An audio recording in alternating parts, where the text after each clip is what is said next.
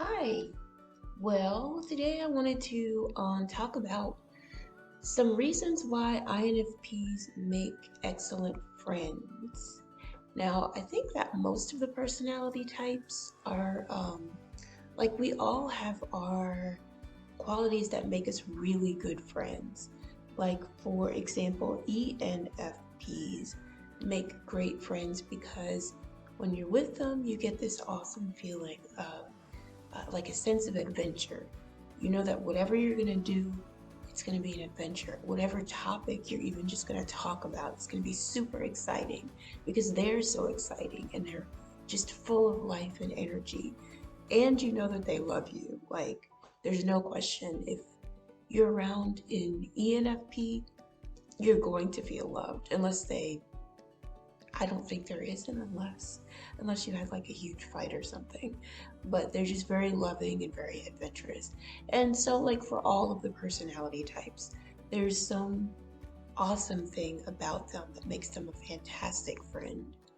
So for INFPs, just what immediately comes to mind are two qualities that make us typically good friends to have.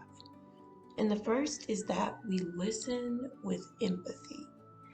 Um, I feel like I'm always talking about empathy, but that's because it's usually a huge part of an INFP's personality. And it kind of motivates us to, even though we can be very self focused, unfortunately, the empathy that we have for others tends to balance that out when we're healthy. And it motivates us to really become an active listener to our friends. Like, we will have friends who we'll let them talk for an hour. Like, we hardly will not say a word. And we're not ignoring them, we're just listening, like soaking it all in because we really want to understand how they're feeling, why they're feeling that way, and how those feelings are affecting the rest of their other aspects of their life. Um, so everybody needs that sometimes. Like, I know I need that sometimes to just vent to someone and talk. So it's great to have that friend who's not going to judge you, um, and who's not going to tell you what to do, like cut you off and say, okay, here's what you need to do to fix your problem. But they're just going to listen to you with empathy and let you talk as much as you need to. So usually the friend who's going to do that will be a healthy INFP. Another reason that we make good friends is because of our kinship to, it's related to our kinship to ENFPs. You know how goofy they are? Well, usually we are too. Like we have the same goofiness. It's just that because we oftentimes suffer from low self esteem, or we're just kind of, we hold back a little bit in public, or a lot in public. Once you get to know us though, and that shell comes off, we're like ridiculous, absolutely ridiculous. So conversations turn into just like constant laughter, and it's really fun to be friends with an INFP who feels comfortable enough to show their goofy side. Um, yeah, so we're not terrible. Sometimes we can be a little weird, or most of the time we're a little weird, but we do make really good friends because of our care and that motivates us to listen and our ability to just chill and be goofy.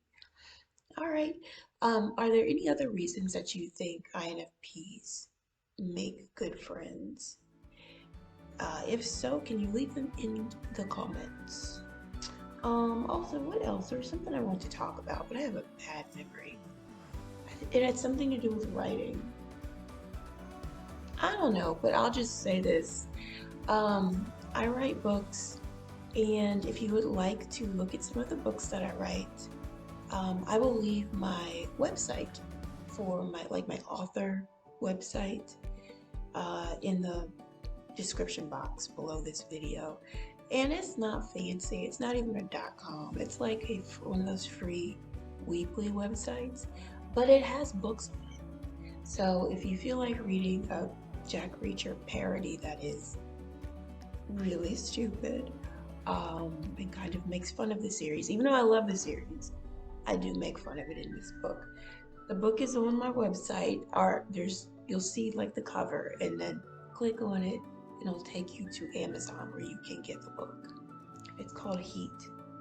It's very, very goofy. And then there's some other books that are like more depressing and angsty, and there's a really weird one that I wrote called Love Story. It's probably got a ton of typos, I'm gonna be honest. I can't afford an editor right now. But it is really weird. It's like a fever dream. But if you want to read it, you can. Okay, that's the end of this video. I'll talk to you guys later. Bye.